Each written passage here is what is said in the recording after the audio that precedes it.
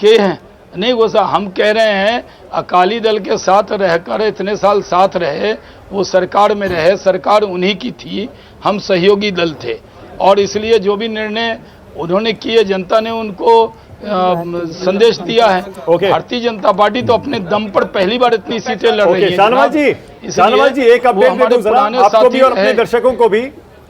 नोएडा से पंकज सिंह 1,07,000 वोटों से आगे चल रहे हैं।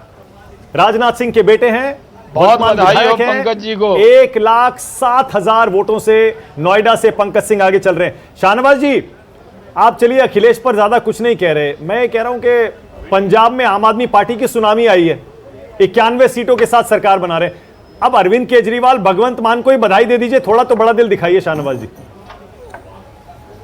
अरे भाई हम तो अटल जी और नरेंद्र मोदी जी की पार्टी हैं, हम तो बड़े दिल के लोग ही हैं।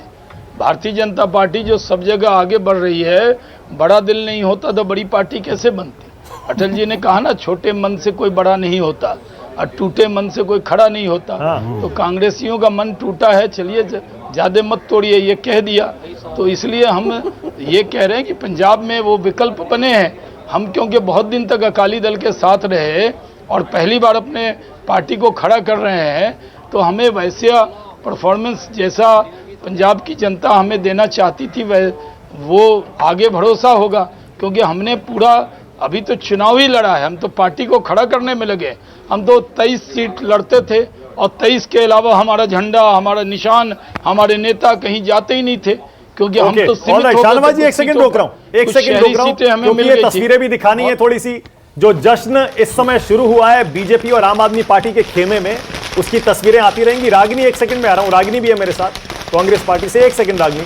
विकास, क्योंकि आप हमारे साथ पहले भी इलेक्शन से पहले एग्जिट पोल और उससे पहले विश्लेषण भी कर रहे थे, आज के जो रिजल्ट आए हैं इनमें से आपकी 2-3 प्रमुख बड़ी बातें, बिग टेकअवेज।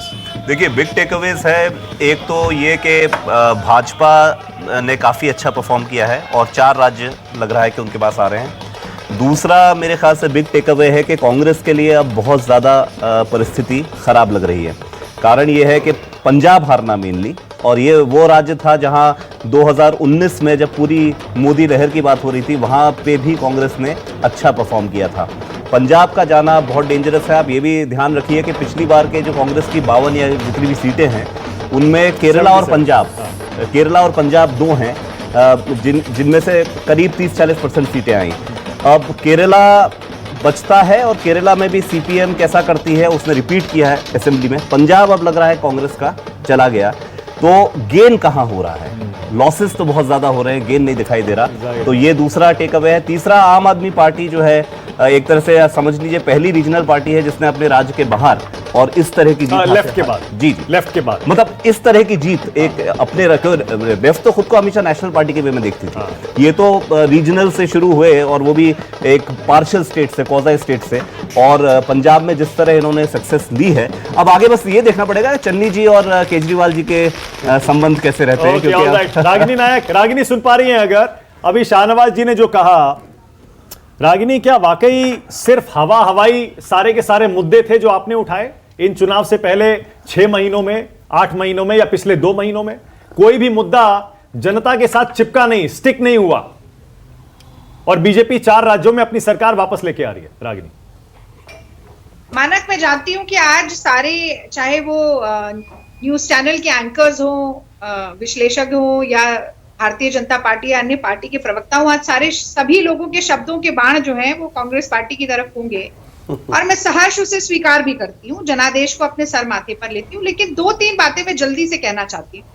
आपने और विष्णु जी ने 2 सवाल पूछे। आपने कहा कि क्या एक नेगेटिव नैरेटिव पे चुनाव लड़ती है कांग्रेस पार्टी, केवल घुसने का काम करती है।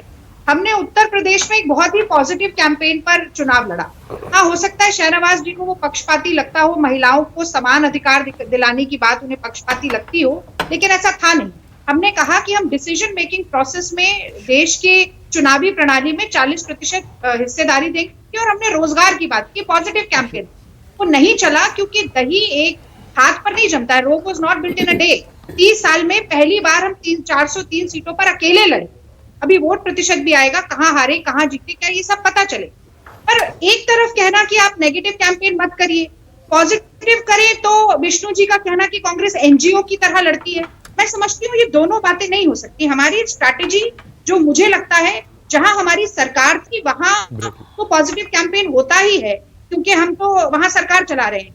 लेकिन अगर दूसरे राज्यों में सरकार, दूसरे राजनीतिक दलों की सरकार गलत काम करती है तो उसे भी उजागर करना ही पड़ेगा, ऐसा मैं मानती हूं। ओके रागिनी, मुझे एक ब्रेक लेना है, एक ब्रेक लेना है। मैं आपको ब्रेक के बाद संदीप आ रहे हैं, वो मौका देंगे आपको अपनी बात पूरी करने का। छोटा सा ब्रेक ले रहा हूं, लेकिन जाइएगा कहीं मत, क्योंकि ये टैली आपकी स्क्रीन पर है, अभी भी थोड़ी थोड़ी बदल रही है। हालांकि नतीजे साफ हो चुके हैं, जनादेश बिल्कुल क्लियर है, लेकिन फिर भी डिटेलिंग अगर आपको चाहिए, कौन हारा कौन जीता, और साथ ही विश्लेषण ये क्यों हुआ, आगे के लिए इसका क्या मतलब है, बने रहिए हमारे साथ, देखते रहिए न्यूज़ 24।